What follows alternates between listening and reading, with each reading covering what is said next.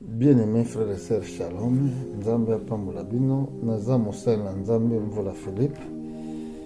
Et na ye lelo na nouvelle message ya 70 semaines ya Daniel. Yango nde ezali thème ya lelo. Mais sikoyo na 70 semaines ya Daniel, tolingi toyekola pourquoi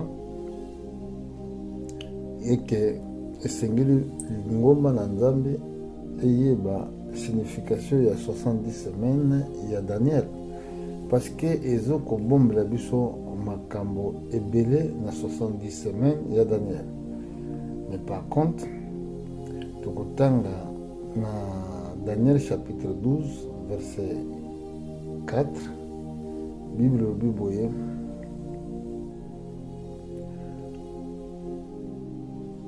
toi Daniel, tiens secret ces paroles, c'est le livre jusqu'au temps de la fin. Plusieurs alors le liront, la connaissance augmentera. Ouais? Donc le livre est dit caché jusqu'au temps de la fin. Donc Bible est allé caché, auto est allé caché, ti Nathan Wasuka. Et l'incoba messager, auto l'homme de Dieu. Oyo il y a temps de la fin. Fois dans ma coquille, il y a expliqué ba mystère où ils a caché. Alors, Tomati, dans verset 9, Bible dit, il répondit: va Daniel, car ces paroles seront tenues secrets et scellées jusqu'au temps de la fin. Donc, makambo oyo, et sengla qui est scellé, et sengla qui est secret jusqu'au temps de la fin.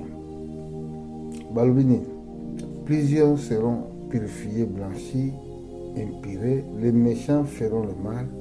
Aucun des méchants ne comprendra, mais ceux qui auront l'intelligence comprendront. Donc, vous voyez, il y a un autre monde na kati ya l'église, nous allons liloba, ezamingi. Okomona ke orient to prêcher makambo to sengli to teya, tozo teya makambo susu. Parce que message de Dieu, bateau bazali ba méchant. Donc, on se expliquer méchant, mais d'autres n'attendent. Pour méchant, à cause d'un homme gentil, nous bien, mais à un méchant. Mais tu peux dire que c'est fils de perdition. Ce que mon est à ma bête, mais la méchanceté est là parce qu'il ne croit pas la parole de Dieu. La méchanceté est là qu'on rejette au Nzambalobi. Il tient la place de l'Iloba à tirer ma canisnaïe, à tirer ma pensée. Surtout les lois religions est comme une source à bien. L'apôtre Paul a commis un livre il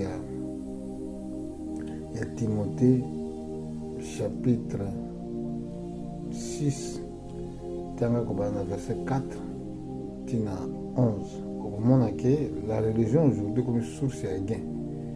Mais déjà, il prophétie, que la religion est allée source à gain, et pas y a bateau pour nous bunga.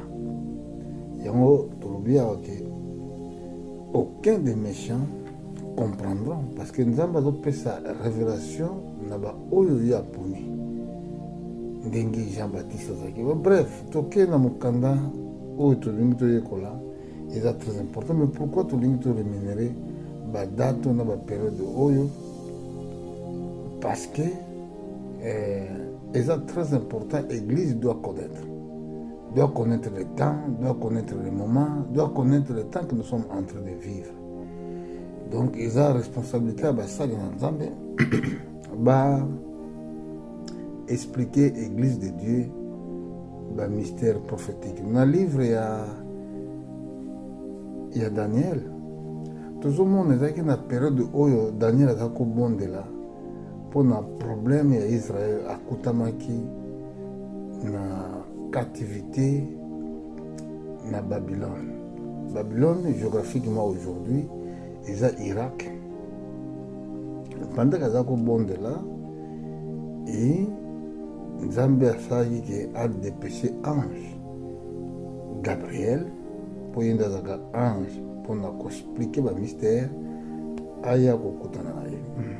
Tango ange yaki toyoka makambo ange yebisaki ye na lombango. J'ai parlé encore dans mes prières quand l'homme Gabriel, que j'avais vu précédemment dans une vision, approcha de moi d'une volée rapide au moment de l'offrande de soir. Dans Daniel chapitre 9, dans le premier verset, verset 21. Il m'a instruit et s'entretenir avec moi. Il me dit, Daniel, je suis venu maintenant pour te ouvrir ton intelligence. Lorsque tu as commencé à prier, la parole était sortie, je viens pour te annoncer car tu es bien-aimé. Sois attentif à la parole et comprends la vision. 70 semaines ont été fichées sur ton peuple, sur ta ville sainte pour faire cesser les transgressions et mettre fin au péché, pour expier l'iniquité et amener la justice éternelle, pour serrer les visions et des prophètes et pour oindre les saints des saints. Sachez-les donc et comprendre. Depuis le moment où la parole annonçait que Jérusalem sera rebâtie jusqu'au loin au conducteur, il y a 7 semaines et 62 semaines, les places et les fossés seront rétablis, mais un temps fauché. Après 62 semaines, au loin sera retranché, il n'y aura pas de successeur, le peuple d'un chef qui viendra détruire la ville et les sanctuaires. Et à sa fin, arrivera comme par une inondation. Il arrêtera que la dévastation durera jusqu'au terme de la guerre.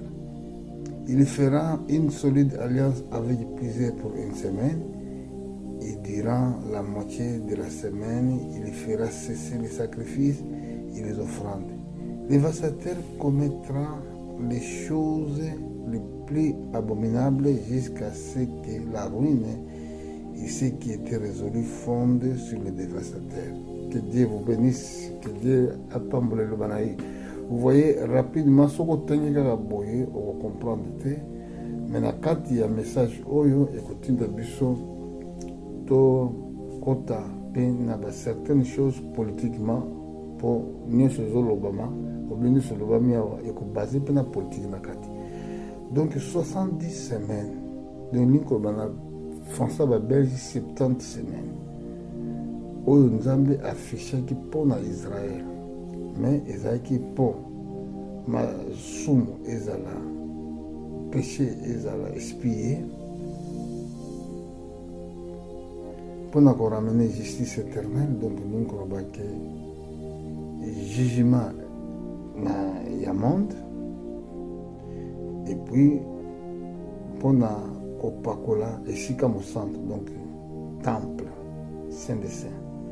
Alors ezalaki mpo Nzambe asala yango, asalaki ke mpona bajuif apesaki liloba oyo 70 semaines ya Daniel. 70 semaines oyo ekosengeli eleka mpona bapeuple juif, mais pas mpona peuple banation. So otangi awa aza koba pour ton peuple juif, mpona lobiko na bango esengelaki 70 semaines. Alors mbangu soki tokei na mokanda na Ezekiel, tolingi toexplike eloko babengi pourquoi Bible ezoparle mpona basemaine. Donc eza parole prophétique, eza na signification prophétique. Na mayele na yo, na bakalkili na yo okomprendre te, mais sengeli moto azwi molimo wa prophète akoka kosonde écriture oyo mpo aexplike yango. Premièrement, semaine eza na 7 jours. Alors remarquez, mais nzokande prophétiquement jour moko ezoko représenter une année. Ézéchiel chapitre 4 verset 6 explique rapidement na Gewana na kotanga verset 6 et le Bible. Quand tu auras achevé ces jours, couche-toi sur le côté droit. Il te portera l'iniquité de la maison de Juda pendant 40 jours. Je te poserai un jour pour chaque année. Vous voyez, awa Nzambe alobaki na Ézéchiel alala côté moko pendant 40 jours. Mais na jour moko aza kolala epai na Nzambe eza lokola inane. Ndenge mpe makomeli na biso ete mokolo moko eza lokola mila, mila eza lokola mokolo moko. Mais awa na livre ya Daniel tozongi wana tozomona ke mikolo oyo Nzambe afishaki mpona prophétie ya bajuif ezalaki très important mpona église tokoka koyeba yango ya liboso, parce que ezalaki korévele la fin du monde, ezalaki korévele suka ya royaume. Tant tobi fin du monde bi suka ya conduite tobi suka ya royaume ya bato fin ya royaume ya bato, parce que lelo eza bato nde bazali kodirige mokili. Mais awa na Daniel chapitre 9 à partir du verset 24 Bible 70 semaines ont été fichées sur ton peuple, sur ta ville sainte, pour faire cesser les transgressions et mettre fin au péché, pour expier l'iniquité et amener la justice éternelle. Voilà, justice éternelle, pour sceller les visions et les prophètes, pour oindre les saints des saints. Les saints des saints, ils ont temple parce que dans le temple, ils ont parfait, lié saint, lié très saint.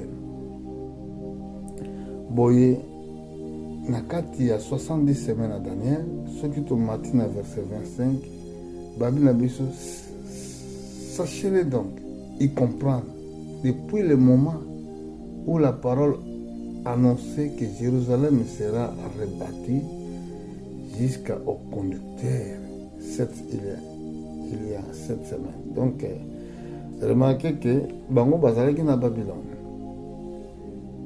Et ville à Jérusalem, il va reconstruire parce que Nebuchadnezzar a détruit totalement.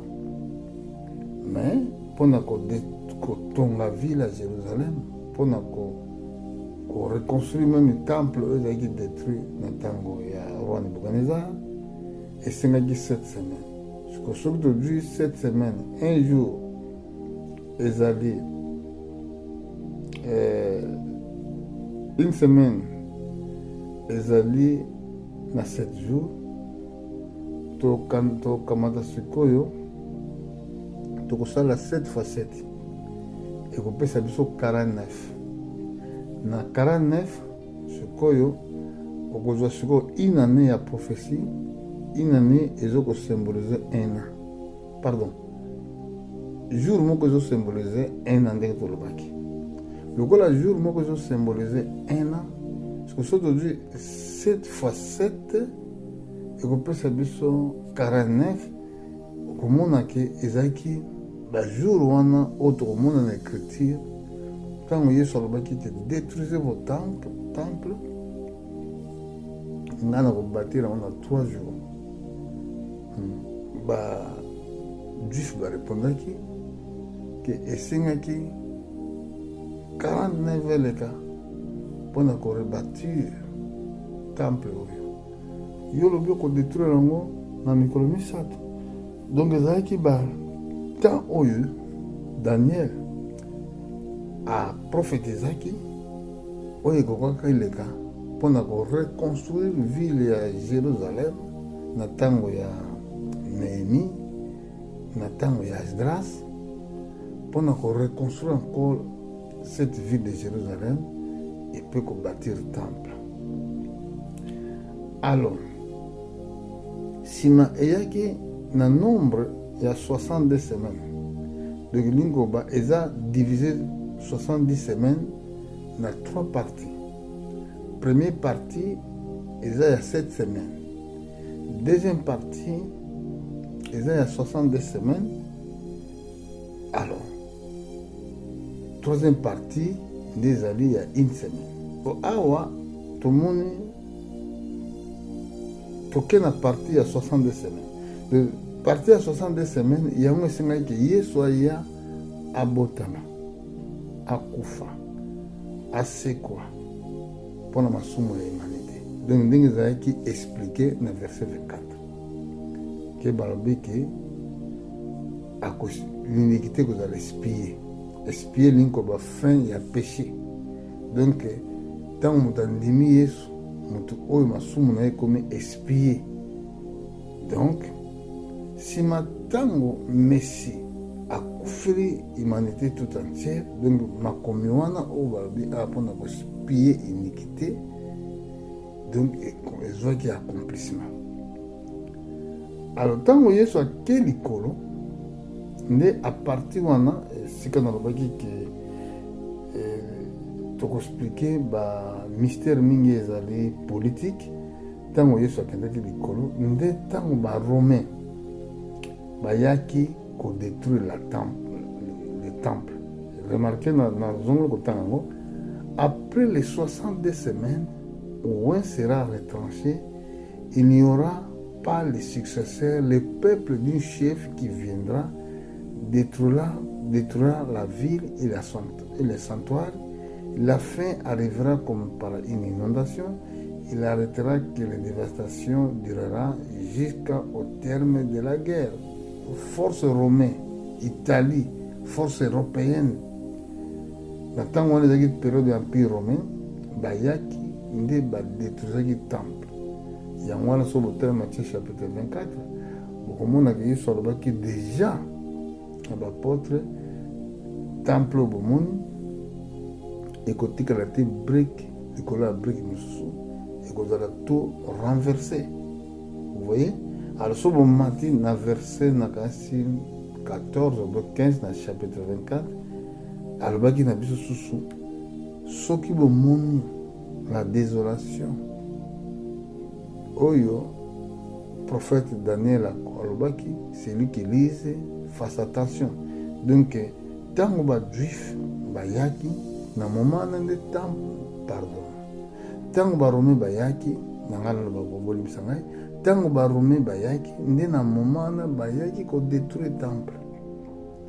Alors, le temple à Jérusalem, binomo boye bisa détruit, il est le tikala kaka mir moko babenga ka mir ya lamentation. Tout le monde yango destruction yango ezalaki déjà prophétisé. Tika to kende kuna mbango totala yango na livre ya Matthieu. Tout le monde ndenge kolo na biso alobelaki likambo wana na chapitre 24 livre ya Matthieu tokende mbango Yesu alobelaki mpona destruction ya temple. Dans le verset 15, c'est pourquoi, lorsque vous verrez l'abomination de la désolation, ont parlé les prophètes Daniel établi au lieu saint, que celui qui lit fasse attention. Ato komi na mukanda la Matthieu. Yesu alobelaki likambo ya désolation. Yesu alobelaki likambo ya abomination. Donc il y a Yesu a likambo ya temple oyo kozala détruit. Nakasi balobi yango na verset 1. Comme Jésus alla au sortir du temple, ses disciples approchaient pour lui faire remarquer la construction. Mais il leur dit, voyez-vous tout cela? Je vous le dis en vérité, il ne restera pas ici pierre sur les pierres qui ne seront renversées. Alors, yoka suko mutuna ya bapôtre, très très intelligent, très important, bapôtre batuni, et assis sur les montagnes des Oliviers, et les disciples viendront en particulier lui faire cette question. Dis-nous, quand cela arrivera-t-il?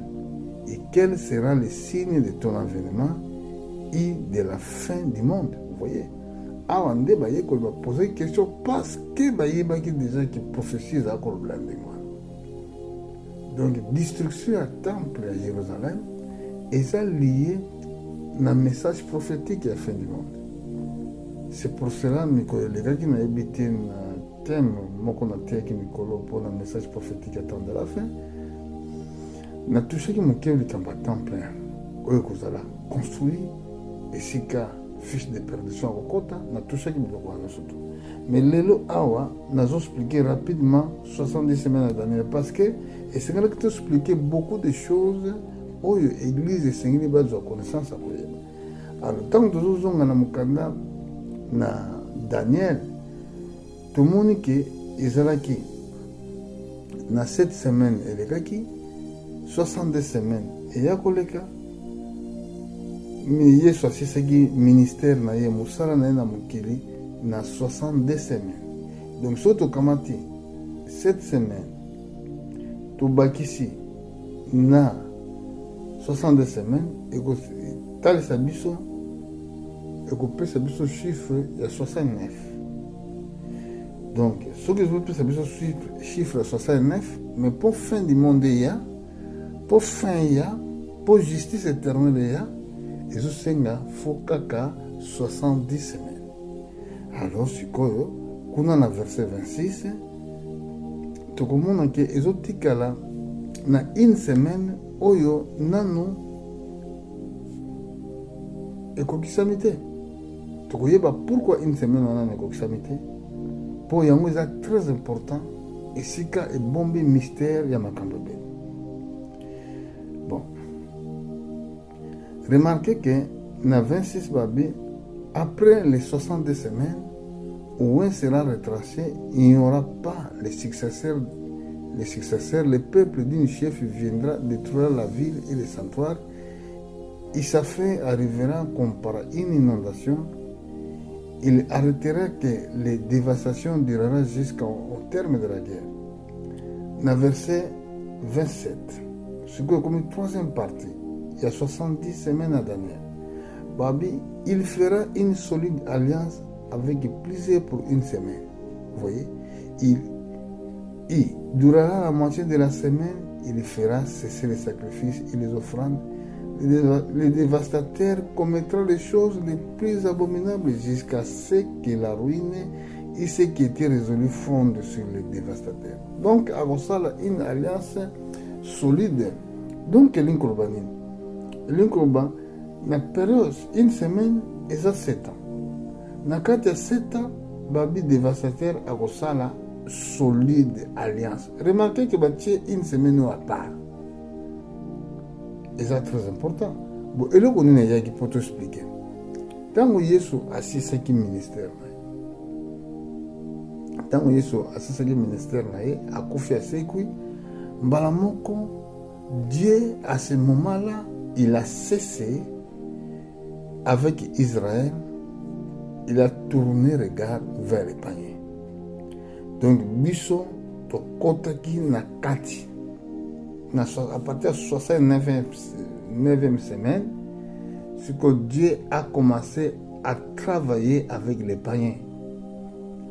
Donc, Zambie a tiki Israël, il tournait vers les païens. Donc, à partir de là, l'évangile est comme qui se pas na biso.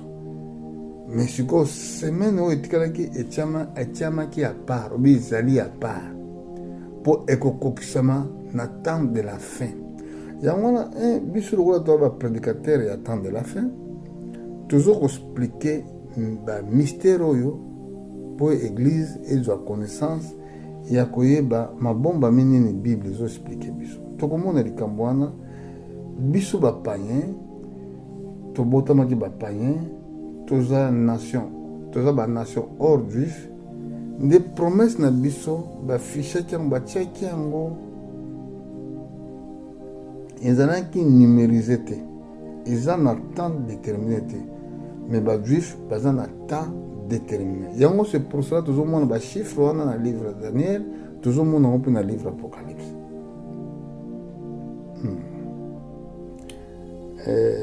Nalukaka verset wana esika Bible zoba na biso pour le problème il y a pas pain. Dans Luc chapitre 21, dans verset 20. Bible, lorsque vous verrez Jérusalem investie pour les armées, sachez-le que sa désolation est proche. Vous voyez, à tout le monde, désolation. Alors, ceux qui seront en Judée fuient dans les montagnes, que ceux qui seront au milieu de la Jérusalem, ils sortent, et que ceux qui seront dans les champs ne rentrent pas dans la ville, car ce seront des jours de vengeance pour accomplissement de tout ce qui est écrit. Suivez-moi bien. Malheur à femmes qui seront enceintes et ceux-là qui allaiteront. Et ces jours-là, quand il y aura une grande détresse dans le pays et de la colère contre ce peuple, ils tomberont sur les tranchées de l'épée. Ils seront amenés captifs parmi toutes les nations, et Jérusalem sera foulée aux pieds par les nations jusqu'à ce que le temps des nations soit accompli. Vous voyez ici? Donc Jérusalem, Mukoloana, ezalaki foulé aux pieds. Mukolo force romain, Batura qui vit à Jérusalem. Mukolo ba détruisaki le temple. Donc prophétie on est à Daniel et banda kozwa sikoyo accomplissement nango tango ba romain babandaki ko détruire temple. Betango ba ko détruire ville à Jérusalem na temple. Alors ndeko nanga yokanga malamu. Donc esengelaki makambo nyonso ekomama na baprophète ezwa accomplissement nango. Sikoyo Jérusalem ezalaki foulé aux pieds. Israël ezalaki palpier dans le monde entier. Dans l'an 70, après tant Yesu akendeki likolo. Alors, force romaine, force italienne, et kotaki na ville à Jérusalem, ezalaki Titus, à côté de la ville à Jérusalem, il a détruit le temple, il a détruit la ville. Sikoyo, kobanda tango wana nde tango banation ebandaki. Remarquez nde babi, il tombera sous les tranchants de l'épée, et ils seront amenés captifs parmi toutes les nations, et Jérusalem sera foulée aux pieds par les nations jusqu'au temps les nations soient accomplies. Donc sikoyo tant ya biso banation banimeraki yango te, mais oyo ya bajuif eza niméré. Donc yango wana ke tant ya banation ekosila quand tant ya banation ekosila ntango enlèvement ya église ekosalama. Ntango église esalami nde ntango wana tokoti sikoyo na dernière semaine ya Daniel. Parce qu'on a quand la dernière semaine nango eza na 3 parties. Pardon, eza na 2 parties. Eza na 2 parties. So botanya ngo bien tozonga wana po totala ngo bien ndenge ezoloba. Tolobi bien que eza na 2 parties. Bible explique biso clairement tous ces mystères là. Nakasi eza na verset 27, chapitre 9, verset 27, yokandenge komami awa. Il fera une solide alliance avec plaisir pour une semaine. Il durera la moitié de la semaine. Il fera cesser les sacrifices et les offrandes. Les dévastateurs commettront les choses les plus abominables jusqu'à ce que la ruine et ce qui était résolu fondent sur les dévastateurs. Donc, tout le monde awa et que dire que alliance oya sali et que dire que ndambo ya semaine. Donc, ndambo ya semaine. Ce qui se passe semaine, ils ont 7 jours. Et jour moko, ils ont 1 an. Le balobi na biso likamba 7 ans. Et na 7 ans, na kati na katikati ya 7e, donc il faut 3 ans ndambo ako cesser alliance asalaki na ba nation. Donc wana bazoloba biso antichrist. Bon, sikoyo soki toke na chapitre 7 tokomona ke 3 ans na ndambo wana eza sublie awa na ntango église ekopase na persécution na ye na verset 25 omona il prononcera les paroles contre les Très-Hauts, il opprimera les saints des Très-Hauts, il espérera changer le temps et les lois, et les saints seront livrés entre ses mains pendant un temps, de temps, une moitié de temps. Simbe loko malam. Potoyeba temps, il est moitié de temps, et l'inkolbani. Toke na mukanda na Apocalypse. Na Apocalypse, toza na chapitre 12. Comme on a les sous même parole. Chapitre 12, na verset 14. Tolanda malam. Il les deux ailes des grands aigles furent données à la femme afin qu'il s'envole au désert vers son lieu où il est nourri à un temps, de temps et la moitié du temps, loin des faces du serpent. Vous voyez? Abazoba akimi nani akimi serpent. Vous voyez? Akimi serpent. Serpent zanane. Serpent za diable. Soki tozongi na verset 9. Tokomona. Il fut précipité le grand dragon, le serpent ancien, appelé le diable, et Satan, c'est lui qui séduit toute la terre. Il fut précipité sur la terre et ses anges furent précipités avec elle. Persécution de l'église. Donc, pour comprendre un temps de temps, une moitié de temps, et l'incolbanini, tozongi sikoyo na verset 6. Landanga bien. La femme fuit dans le désert. Tomoni femme wana oya kimi na désert kuna na verset 14. La femme fuit dans le désert où il avait un lieu préparé par Dieu afin qu'il fût nourri pendant 1260 jours. Donc, on va rémunérer ce koyo une semaine, partie à semaine. So, comment 1260 jours. Au calculango, et qu'on paie ça 3 ans et demi. Et qu'on paie ça 3 ans et demi. Yango oyo, balaxibiso moi c'est akima ki musika serpent. Parce que serpent wana, c'est diable à travers l'antichrist. Oyo alina ko détruire moi si oyo aken enlèvement. Mon frère et sœur, faut faire attention. Na vie étant que chrétien, faut bon de la ganabit que au côté na lola. Faut bon de la ganabit que aucun enlèvement. Parce que bateau yo bako ken enlèvement te bako passer na tribulation d'un autre temps on a livre Daniel. Vous voyez? Bako passer na tribulation. Il y a un senga ceux qui ont une question.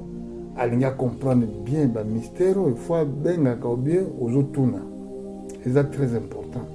Parce que awa, tout le monde a ndenge nini bateau baki na enlèvement te ba la persécuté. Hein? Bon. Tout que mbango ozonga na livre Daniel, pour tout le monde comment église oyo baki na enlèvement te parce que l'enlèvement, c'est qui bazoki mwana mobali c'est là que épouse. Il dit que l'enlèvement. Mais le reste des chrétiens, ba oyo ba bon de la raté, ba oyo ba dans la sanctification te, ba oyo ba linga okila te, ba oyo ba linga ba vivre vie correctement avec Dieu ne partiront pas. Ba ko zo pouvoir na Christ te parce que ba to oyo ba ko longa na événement wana, ba ngonde ba ko gouverner mokili o na Christ. Alors bandiminion surtout te bazo que l'église bango bazana bakozwa grâce wana pona nini pona négligent ba pasteur ne surtout bazo te bango bazwa grâce wana pona nini pona tina ya négligence naye na chapitre 7 na livre Daniel est-ce que tozalaki siko tala ngo bien ndenge bakomi yango pour comprendre très bien Dans le verset 25, Babi, il prononcera les paroles contre les Très-Hauts. Il opprimera les saints des Très-Hauts. Il espérera changer les temps et la loi. Et les saints seront livrés entre ses mains pendant un temps, des temps et les moitiés des temps. Puis il viendra un jugement, il nous ôtera sa domination qui sera détruite et néantie pour jamais. Les règnes, la domination et les grandeurs de tous les royaumes qui sont sous les cieux seront donnés au peuple des saints, des Très-Hauts. Son règne est une règne éternelle et tous les dominateurs les serviront et l'obéiront. Là, tout côté dans le royaume million. Parce qu'après enlèvement de l'église, et vous avez un royaume, il y a millions d'hommes. C'est que tout ça, les autres qui dans la dernière semaine. Donc, dernière semaine, ils ont un mystère, bel frère et sœur. Donc, c'est pour ça toujours que toujours un message, il y a tant de la fin. Donc, pour toujours le gâteau que nous avons cité, aussi ça, dans le livre d'Apocalypse, vous avez tant l'église qui est l'écolo, nous avons la dernière semaine. Dernière semaine, et que vous allez diviser en deux. C'est que partie à l'Ibosso, et que vous allez persécution na mokili, ba croyant ba kozala persécuter yango to monde que moi c'est qui na désert. Mais pourquoi dans le désert? Parce que dans le désert, ils ont des serviteurs ou ils ont un côté un message prophétique pour les juifs. Parce que les juifs, ils sont incrédules. Ils ne croient pas. Ce que les messagers moko akende, ou bien les messagers bakende pour les côté. Dès que nous avons sorti à ça, 44 000 membres. Mais le tout, on a tant expliqué, toujours expliqué, non, dernière semaine à Daniel. Ce qu'on a dernière semaine, total en seconde dans verset 1, 2, 3, chapitre 11, livre ya Daniel, livre Apocalypse, chapitre 11. On m'a donné une raison semblable d'une vierge et disant, lève-toi, mesurez le temple de Dieu et autel à ceux qui l'adorent. Mais les parvis intérieurs des temples, laisse-les dehors, il ne les mesure pas, car il est donné aux nations, ils fuiront au pied la ville sainte pendant 42 mois. Donc 42 mois tout le monde a surtout ça le calcul et pessibiso combien et pessibiso 3 ans et demi. Ça le calcul un mois ils en ont 30 jours. Si vous calculez 30 jours 4 fois 30 ou bien ça le calcul. Calculer un mois, ils ont 30 jours. Si vous calculez sur 42 mois, pour atteindre le chiffre, il y a 42 mois, et vous payez le chiffre, il y a 3 ans. Si ça le calcule, 42 fois 30, et vous payez le total, il y a 3 ans. Et vous payez le même nombre autre monde dans le verset 3. Je donnerai à mes témoins le pouvoir de prophétiser revêtus de sac pendant 1260 jours. Awa, na chiffre ya kotanga 1260 jours, ils ont le mingi na part ya basali na nzambe. Et ce 42 mois, ils ont le bila likambo ya antichrist. Ce que sangisi 42 mois, na 1260 jours et que pesa yo 7 ans oyo prophétie zo lobela awa donc bane oyo balobeli awa ezali dernière semaine oyo etikalaka na livre ya Daniel chapitre 9 à partir du verset 27. Frères et sœurs, soki lelo par grâce de Dieu tozokoka kolimbola bamessage oyo balivre oyo bapôtre bateya te et que biso par la grâce de Dieu tozokoka komema éclaircissement ya makomi oyo c'est que nous sommes à la fin des temps. Pour balabaki na Daniel, tiens secret ces paroles jusqu'au temps de la fin. Plusieurs alors le liront et la connaissance augmentera. Donc na kati ya plusieurs bazotanga livre yo zali moko to zali kotanga ngo. Yo zali moko oyo ozoyoka explication. Pour nani nozoyoka explication oyo pour sanctifier yo et rendre pire pour la préparation pour le jour et encore. Pour l'enlèvement de l'église. Parce que ceux qui battent Dieu éclaircissement, ceux qui battent le balanzambe fondameli bangote, et ça passe pour la foi, parce que la Bible dit la foi vient à ce qu'on attend, et ce qu'on attend vient de la parole de Christ. Alors, 42 mois toujours, Tokei, Kota, la référence à Souka, Namukanda, Daniel, pardon, Apocalypse chapitre 13, Tokotanga verset 5. Il lui fut donné une bouche qui profère des paroles arrogantes et des blasphèmes. Il lui fut donné le pouvoir d'agir pendant 42 mois. 42 mois, c'est que tant oyo antichrist a persécuté l'église. Donc, mais par contre, parti au Moussous,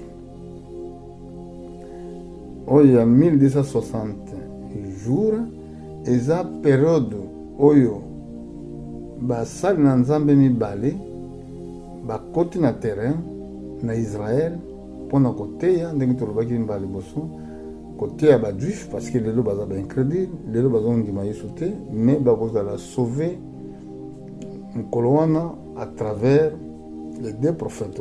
Malgré que vous avez sauvé la totalité, vous avez sauvé qu'à peine 144 000 membres, vous avez un message les deux prophètes. Mais tant que Jésus a se révélé par la bango, vous avez sauvé tout le pays. Alors, lelo, tokosuka na message oyo. Une explication, il y a 42 mois oyo. Pour ne pas se dire assez, il y a qu'à expliquer ministère, il y a des prophètes. Parce que remarquez que moi, je suis qui dans le désert.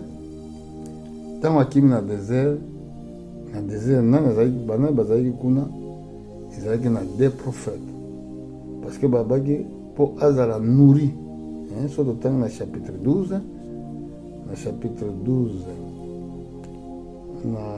verset 6, la femme fuit dans le désert où il avait un lieu préparé par Dieu afin qu'il fût nourri pendant 1260 jours. Biloko nini akendaki oyo epesamelaki epoalia pendant 1260 jours. Et ça, c'est la parole de Dieu que nous sommes en train de négliger aujourd'hui. Parce que ceux qui azalaki bien nourris la parole, et c'est là qui a un enlèvement. Mais batiolaki liloba, baboyaki liloba, alors voilà, bakutamaki na oilité pendant Yesu ayaki, pendant kolo ayaki pona koluka mwasi na ya libala, ye azalaki na oilité. Atikalaki libanda. Voilà la raison pour laquelle esikani na kwa koyoka susu vraie parole, ezaki bisika nyonso te, liloba na Nzambe eza bisika nyonso te. Alors, esengeli kaka na désert. Yango awa, dans verset 3, chapitre 11, verset 3, je donnerai à mes deux témoins le pouvoir de prophétiser revêtus de sac pendant 1260 jours. Donc, il y a une période où on est en action pour qu'on son message, pour qu'on bimisa 104 000 membres. Na message wana lokola awa na ba nation ni loba nzambe ko za sauter ba ventir na ba ventir ne bozomo na ko sa malele ko zala ndi c'est le seul endroit où batu ba ko toucher les sous vraies paroles, toucher message révélé par Dieu à travers des oins. de oyo bakozala na esprit ya Moïse na Eli nde bango nde tokozongela koexplike ministère na bango, parce que ministère na bango eza lié na dernière semaine ya Daniel. Lelo tolobi boye, que Dieu vous bénisse, tokozonga mpona koexplike ministère ya des hommes de Dieu wana ntango nini bakosala mosala, mais malgré que bakosala yango ba vierge folle oyo bakendeki kozala nourri na désert eza Israël, bakozwa parti lisusu te ya royaume, donc elingi bakorenie lisusu te na Christ, parce que enlèvement kosalama mpona préparation ya gouvernement oyo ekodirige na millénium. To mpona lelo tobiki nzambe apambola bino malakisi kitoko, bosabone beaucoup, bosabone mingi na chaîne na biso, bolike bavideo na biso, bosala bacommentaire, en tout cas esengeli bopartage mpe lisusu na avantage mpo bato oyo mosusu bayebi te, baoyo baza baponami, parce que bango mosusu bakondima kaka baoyo baza baponami, ntango bazoyoka message oyo bakoka kozwa foi, bakoka kozwa elikya mpona grand jour ya notre Seigneur. Lelo tolobi que Dieu vous bénisse.